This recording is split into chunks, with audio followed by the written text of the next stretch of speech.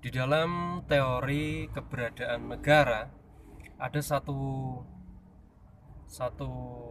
teori atau satu istilah yang lazim kita gunakan, yaitu teori status quo. Jadi keberadaan satu negara itu tidak bisa dipisahkan dengan status quo satu negara itu. Jadi keberadaan negara adalah negara yang ada saat ini. Jadi eh, negara adalah situasi yang pada saat ini ada. Nah, itu adalah teori berkenaan teori status quo satu negara. Nah, orang sering tidak menyadari itu atau mengesampingkan itu ketika kadang-kadang memimpikan satu hal terjadi atas negaranya ya. Jadi kalau kita ingin mudah memahami masalah status quo satu negara, itu kita boleh jadi perlu meminjam jargon yang sering disampaikan oleh TNI ya, Tentara Nasional Indonesia. Jadi Tentara Nasional Indonesia acap kali mengatakan NKRI harga mati. NKRI harga mati, Negara Kesatuan Republik Indonesia harga mati. Nah, itu cukup mencerminkan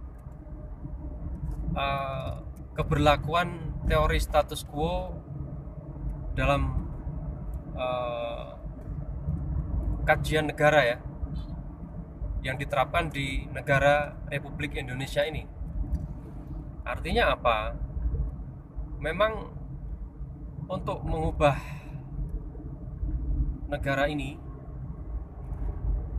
dalam bentuk apapun, dalam bentuk sekecil apapun, itu yang mungkin mengubah status quo itu ada kemungkinan tidak mungkin, atau andai kata ada kemungkinan itu sangat berat sekali atau susah sekali untuk dilakukan. Kita ambil contoh Negara Kesatuan Republik Indonesia. Pada saat ini wilayahnya terdiri dari 33 provinsi. Dan apabila ada salah satu provinsi saja ingin memisahkan diri dari Indonesia untuk membentuk satu negara sendiri yang berdaulat,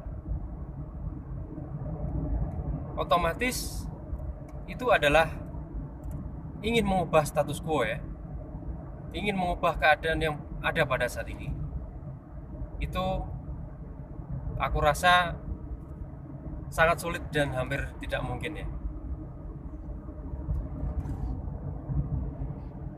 Selain daripada bahwa Tentara Nasional Indonesia yang merupakan lembaga di bawah eksekutif sudah menyatakan bahwa NKRI harga mati,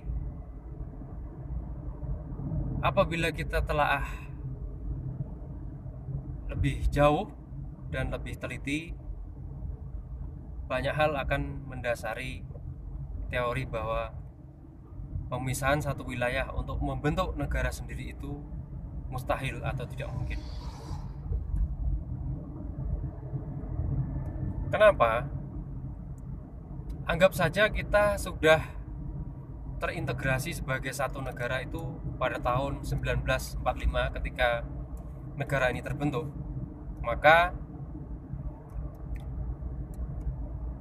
secara teori sejak tahun 1945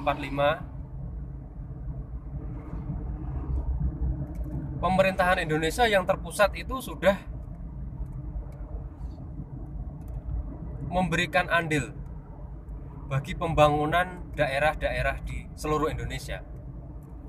Selain itu, andai kata tahun 45 hingga tahun 55 gejolak politik dan pemberontakan masih terjadi, mungkin sumber ekonomi Indonesia waktu itu belum bagus, maka setidaknya sejak tahun 60-an ketika Orde Baru mulai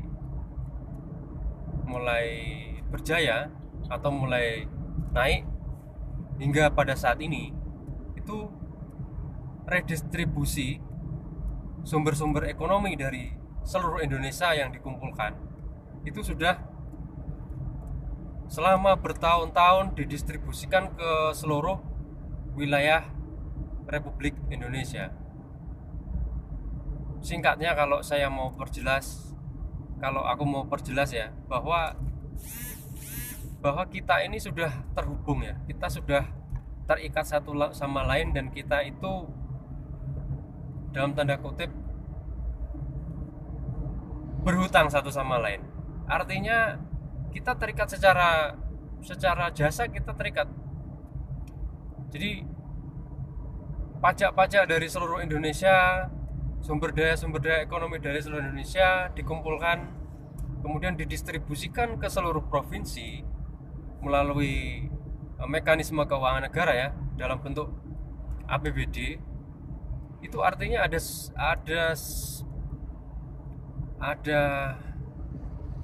ada hutang budi yang memang kalau dalam konteks negara memang harusnya tidak ada istilah hutang budi, tapi untuk menjelaskan secara teknis ini kita pakai saja istilah itu ya. Ada hutang budi yang panjang, dalam jangka panjang, dari tahun itu sampai dengan saat ini. Artinya hak dari satu negara ini, dari Negara Kesatuan Republik Indonesia ini, untuk memegang erat wilayah-wilayah di Indonesia itu semakin kuat. Kedudukan hukumnya secara de facto dan de jure itu semakin kuat. Maka dari itu aku pernah berteori ya, bahwa keuangan negara, pajak dan keuangan negara adalah elemen penting dalam menjaga keutuhan NKRI ini. Nah, jadi seperti itu ya teori mengenai status quo negara Republik Indonesia ini. Nah, itu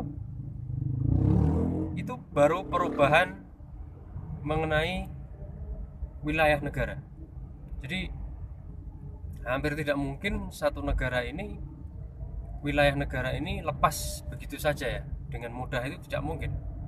Karena kita sebagai bangsa itu pasti akan berusaha mati-matian untuk mempertahankan kita sebagai negara yang utuh. Nah, bagaimana dengan sistem pemerintahan? Satu negara yang berubah sistem pemerintahannya itu mungkin saja terjadi. Tetapi apabila sistem pemerintahan itu tidak diamini atau disetujui oleh seluruh masyarakat negara itu, untuk apa? Jadi kaitannya dengan ini ya, contoh yang paling real yang aku ingin bahas adalah mengenai mimpi dari beberapa orang yang ingin mendirikan negara Islam atau mendirikan khilafah di Indonesia, sistem khilafah di Indonesia yang juga menggunakan hukum Islam. Aku rasa itu juga sesuatu yang tidak mungkin. Karena apa? Itu mengubah status quo. Hal yang mengubah status quo itu kemungkinan akan mendapatkan tentangan dari masyarakat khususnya apabila masyarakat itu memiliki legal standing yang kuat di dalam negara ini, dan itu tentu saja benar. Seluruh masyarakat memiliki hak untuk